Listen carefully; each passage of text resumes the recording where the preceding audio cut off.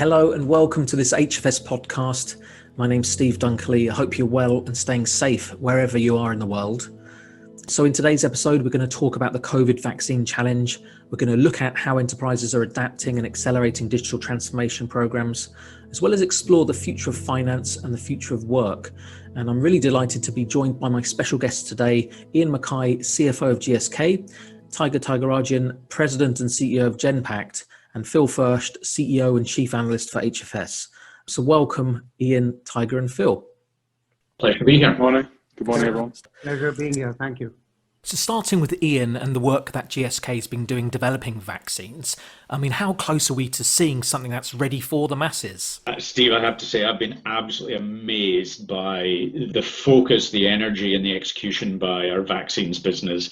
We've got pharmaceuticals, which covers HIV, respiratory diseases, oncology, our vaccines business, which is a portfolio of 30 different vaccines for various disease states, and then our consumer healthcare portfolio, all of which have had ups and downs this year, but broadly operating very, very nicely.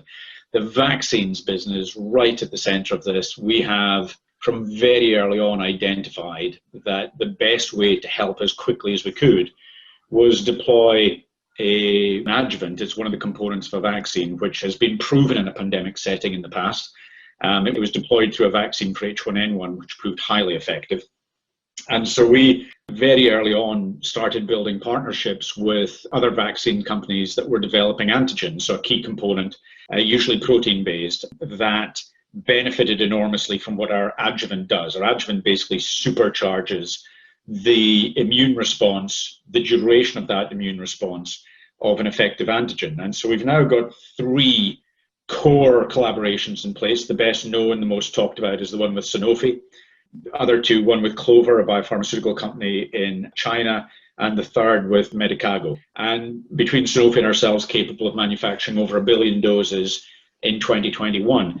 So scientific success, clinical success is the first step, and it's brilliant to see that we're making progress. But the real challenge after that is manufacturing enough doses. And when we say enough in the context of this pandemic, it's billions of doses we need, not tens of millions, not hundreds of millions, billions. And therefore, the next challenge is to have supply chains and logistics in space that can manufacture at scale with flawless consistency and quality, and then get it to the right place at the right time for administrations. Wow, so it sounds like a huge challenge ramping up supply at such incredible scale. But turning to Phil, how do you sum up where we are right now in terms of vaccines and what's going on around the world? I do think that it's quite disappointing that most of us are waiting on a vaccine because we couldn't get it together to do track and trace properly. We didn't manage the lockdown particularly well. The UK actually managed it reasonably well once we eventually did it. But then when you let everyone free again, what do they reopen the pubs and do all the things that literally spread the whole thing out again? So I think a lot of this, in hindsight, could have been managed an awful lot better. And I am terrified with what's happening in the US right now. We're almost at a humanitarian disaster point in certain cities, and they need to get this thing under control because it's going to take the most of next year to get this world back to normal. And it's a long time. That means we're barely at the halfway point, and we need to stay strong, stay focused, stay healthy, stay committed. But we need governments in control, learning from their mistakes. It's okay to make mistakes because no one saw this coming. But now we need to learn from this, make some smarter decisions and move on. I think the US is the biggest problem, where you have a political standoff, which is leading to all sorts of horrific outcomes right now. And I just wish they can quickly resolve this transition situation to get a handle on a pandemic. Because to me, that's the biggest problem. If the US goes down, we will go down. That's my biggest concern at this point. So, And looking at enterprises in general, with everyone working from anywhere, what do you see as the future of work? We're in an almost obsessive culture of having to meet face to face with everything that we ever did. And we didn't think about it anymore. We're doing the most crazy travel schedules to turn up at all these meetings, conferences, you name it. Suddenly it's okay not to have to go to all these things. And I think when we eventually start to reopen, people have much more selective decision making on what's a face-to-face meeting versus what can we do on digital. I also think that There'll be a more frugal society where companies won't be spending as much money on costs that might not be as necessary because of digital. The one thing I've learned very much personally, and also when I work with big companies like Genpact and GSK, is digital is all about making things faster, cheaper, better, more efficient, more competitive. That's what it's all about. When you move things to digital, everything is faster. Customers like it more. Companies become more profitable. That's the way it is. And we've finally gone through that transformation. And when we come to the other side, we're going to be in that mindset much more. And yes, we will enjoy meeting each other. And I think, we'll be smarter and and have more humility for the experience. In 2008, we didn't learn from that recession. We went straight back to normal. That got worse. This time, this has been a forced change on us. And as painful as it's been, there'll be some positives coming out the other side. And turning to Tiger, what are your thoughts about the future of work? No, I completely agree with everything that Phil said. I would say we think of the world coming out of this to be actually reset into a new way of working forever. I think the world and all of us have learned a different way of working that we're not going to give up that easily. There's no reason to, whether it's as it relates to why travel so much when you can actually travel less and actually get more done and make it more efficient. You still need travel, etc. Similarly, where do you get work done from? I don't think it can be all in the office, neither should it be all in a virtual environment. I think there's some hybrid here that's going to evolve. It's going to evolve by type of work, it depends on regulations, etc., but also by type of person. If we take the 92,000 people working from home in our enterprise, I would say 50% of them are waiting to come back and work from an office, more than 50%. The other 50% are actually saying, I like this, I want this flexibility, and if I can mix and match. So I think hybrid, flexibility, access to talent that's even broader, the ability to use technology the way we've now used it, how can we continue this? And then all of this in a fast decision cycle that I have never seen in the 30 plus years of my career. The speed at which large enterprises are taking decisions, I've never seen it before. Iain, I'd certainly echo that point, that last point that Tiger made. Perhaps the most marked thing I've observed in the GSK setting over the last 8 months has been the ease with which we've got the key decision makers and people who can inform that decision on a video conference, go through the rationale, make a decision, move on and execute.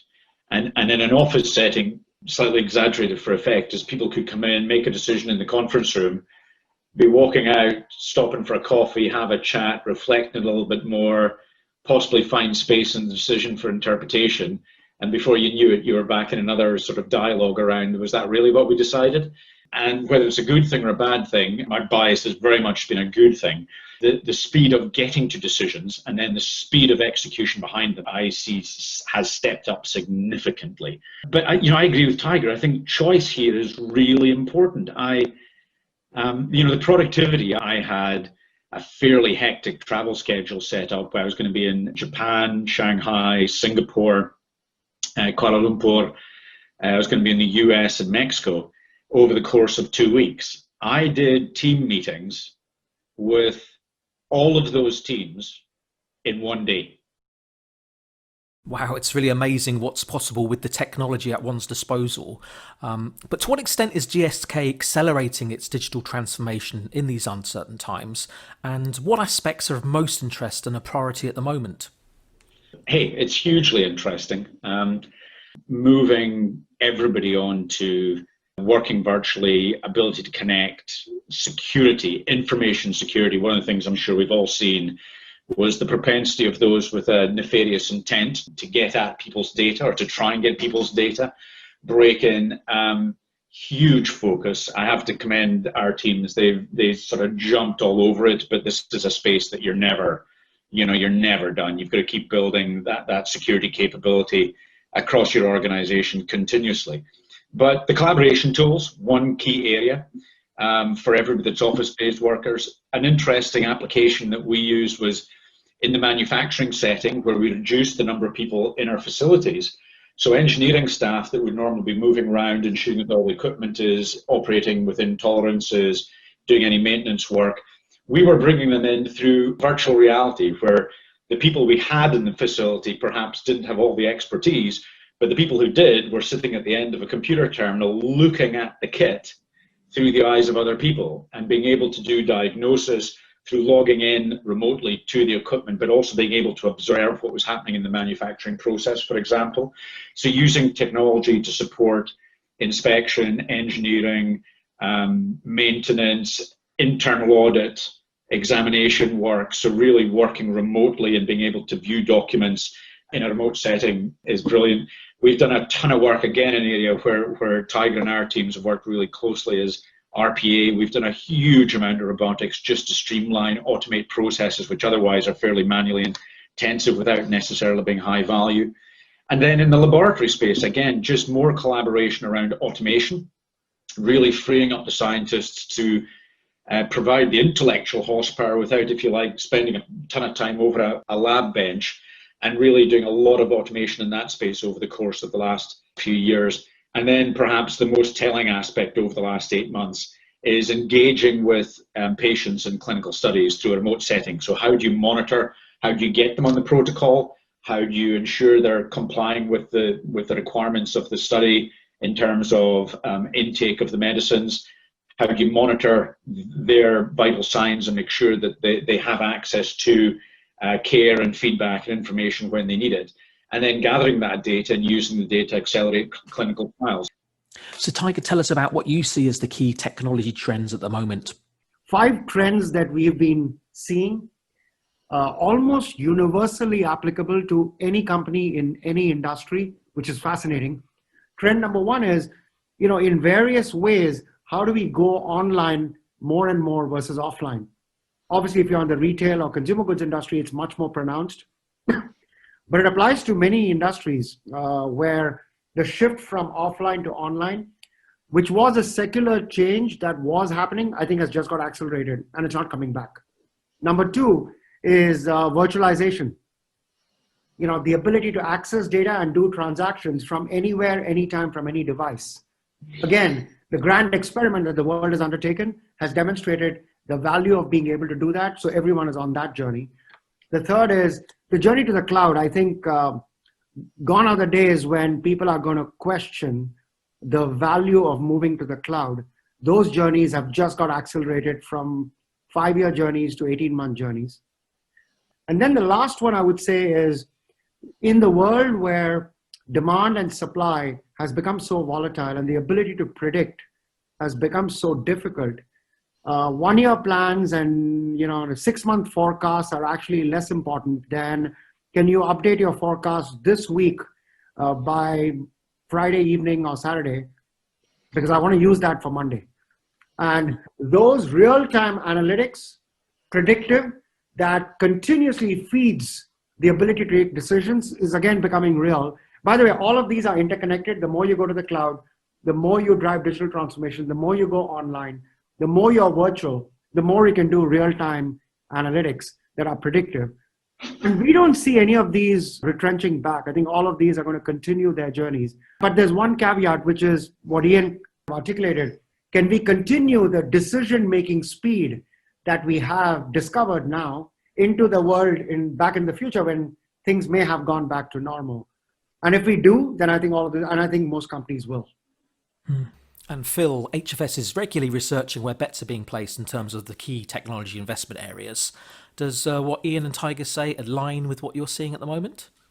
Yeah, very much. In fact, we've just completed a very large study of what Global 2000 businesses are doing at the moment. We covered about 400 of them, and what technologies were hot pre-COVID versus now is quite interesting how things have shifted. So analytics and data has gone from critical to very critical.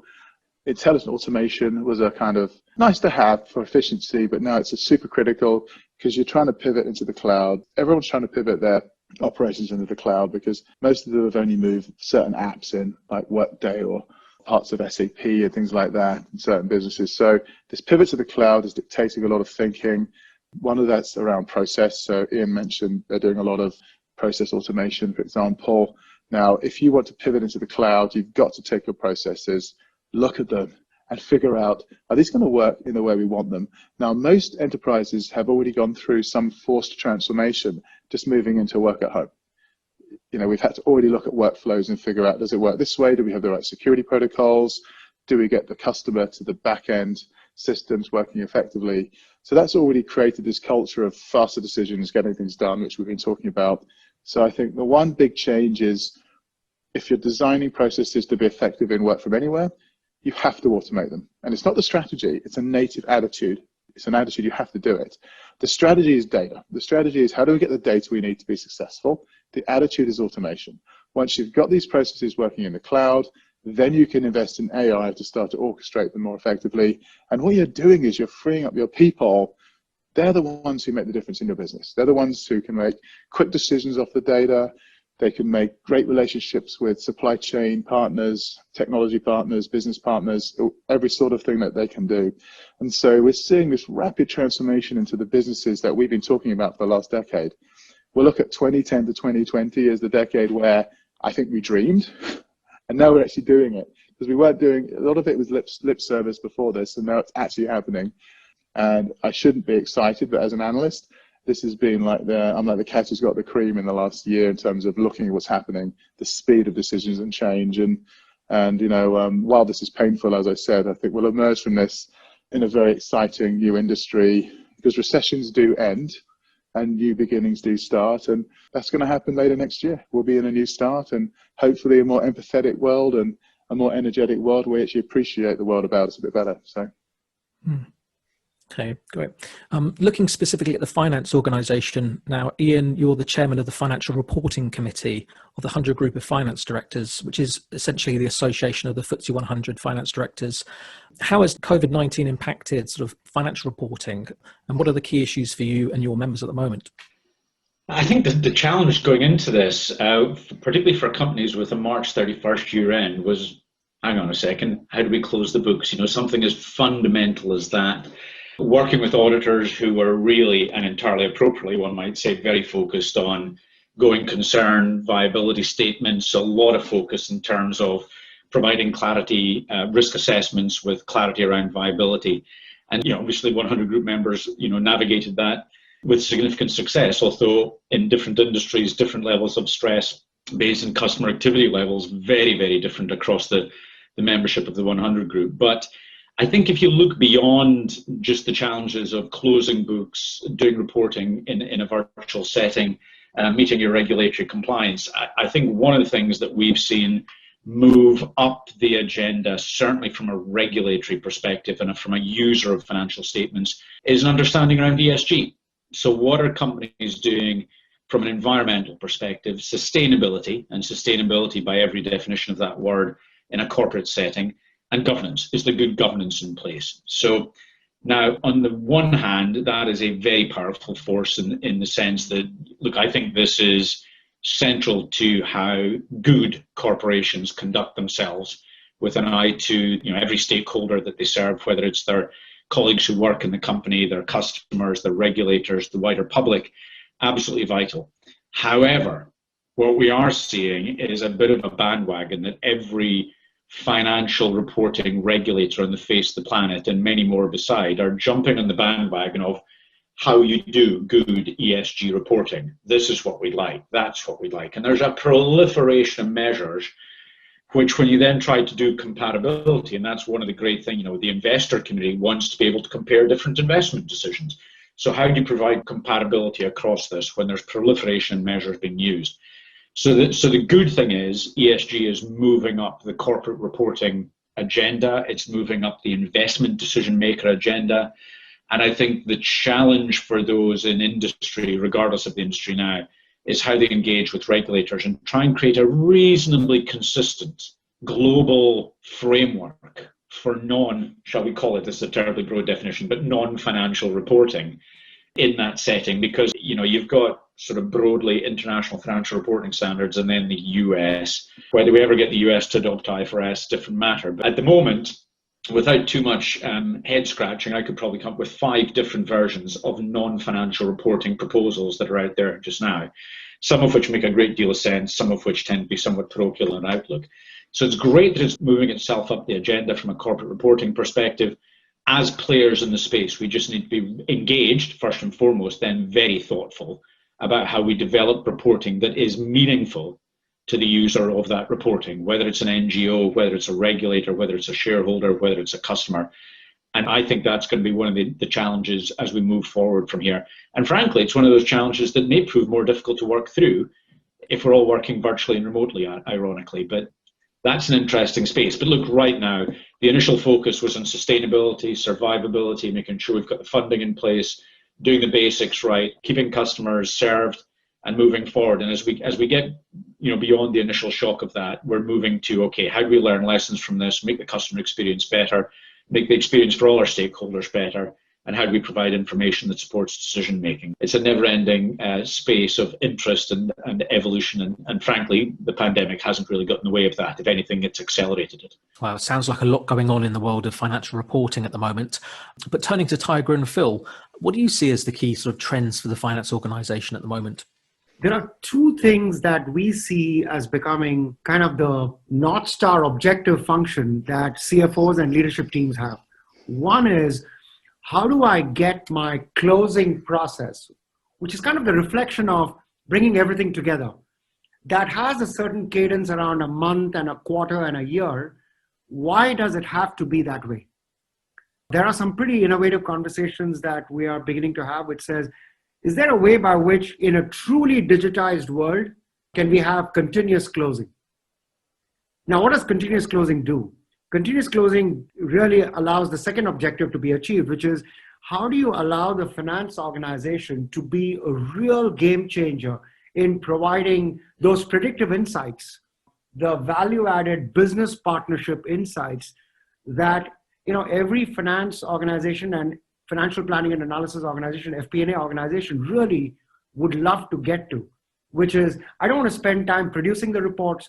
I don't want to spend time cleaning up the reports. I don't want to spend time cleaning up the data. And then I don't want to spend time arguing about what the report is saying. I want to spend all my time really figuring out, what is this telling me? What does it mean? What actions can we take? What decisions can we take to either capture an opportunity or mitigate a problem? I think the world of the digital transformation journey that we're all going through, that companies are going through, is going to allow finance organizations to really come to life playing that role. The two kind of intermingle with each other. The faster you can close books, for the sake of argument, let's go to the utopian world of every day. Think about predictive decision making. It's just amazing. Phil, what's your take on that? I think finance has to be the arbiter of data for the organization. And this is the opportunity to really get ahead of that. One of the things that's fascinating is this move to the cloud is driving a lot of companies into more standard contracting procedures. There's less customization of technology. And this is actually forcing a close relationship between the IT professionals and the business professionals, in particular finance, because it's no longer about writing lots of code. It's about actually aligning scalability, data security, analytics capability, and apps with the needs of the business. So we've been talking about this interplay between finance and IT for 4 or 5 decades. And now we're actually seeing it. And I think that's one of the most exciting parts. And I think finance, while they're a little slow sometimes with change, I think it took them 10 years to go from Lotus 1, 2, 3 to Excel. When change has to be made fast, I think finance can adapt quickly when things are important. And I think it's an opportunity to really establish themselves as the function in the company which brings business and IT together, which learns how to manage data in a really smart, strategic way, and really gets a strong foothold in how to manage a highly scalable, highly virtual organization. So I think this is an exciting time for finance. It maybe brings, I hate to say the word, the back office back closer to the front office, but it really does. I think there's a lot of very smart people I know in these lead positions who I think are relishing some of the challenges right now, and I think it's a good time for the function. I really do. To what extent do you think finance is actually driving sort of the one office vision? Quite a lot, actually, because understanding the changing customer needs and trying to anticipate them is very much what finance needs to do, because it's like, how do we manage a more intelligent cash flow capability? How do we understand how to react and proact volatility in our markets, right? supply chains are very broken right now. So having the intelligence to understand how to maybe navigate getting goods to market, services to market more efficiently is something that does involve finance and obviously procurement and supply chain. So we are seeing a merging together of these supply chain, procurement, finance and technology as the key engine that's driving the business forward. And then obviously linking that to the customer and tools and capabilities that interact the customer with the business are incredibly important. So. Okay, wrapping up, we've had a great conversation today about vaccines and the logistical challenge of supplying the masses. We've talked about the future of work and the current digital acceleration taking place. We've also talked about the types of technology investments being made and the future of finance, from a continuous closing of the books to the integration of non-financial information in reporting. And then Phil closed us out with the role of finance in moving the enterprise towards the ultimate end state, which is the one office. So any final words, anybody? Stay well, right? Find ways to, stay motivated, stay engaged, stay well above all. We'll get through this. It might be 6 months, it might be another year, but we'll get through this. And I suspect, based on what we've improved from Tiger and Phil yourself today, Steve, is I think we'll come out the other end of this better off. But there's an adjustment period that's going to be an interesting one. But hey, look, find that rhythm and stay well. Thanks, Iain. Thanks, Tiger. Well, okay. Thank you. Any final words, Phil? No, great conversation. Definitely think leadership is so important, keeping people motivated, positive. And remember, this is a few more months and then eventually the world will come back. And we just need to keep plowing on, keep healthy, keep going on the treadmill, keep going for the runs, and keep talking to your friends and family. And I know it's weird, but I mean, I was talking to my young son last night and he's a bit miserable, but I said, look, you spent the whole year with Dad. You know who I am now. My cats recognize me, right? So I personally probably had more enjoyment than the rest of my family, but I'm looking at the positives. We should all maybe try and use this time a little bit more in terms of, hey, we're all together. This is crazy. We'll always look back on this as the great pandemic of 2020 or whatever, and the world changed. And that's what it is. Let's just stay strong, stay healthy, stay motivated, and try and stay positive. So. As we were closing up, I just saw an alert that said Boeing stock price went up by almost 7%. So that's an indication of the world we are in. Excellent. Good news. Excellent. Okay, take care, guys. Stay well. Bye-bye. Cheers, guys. Bye-bye. Bye.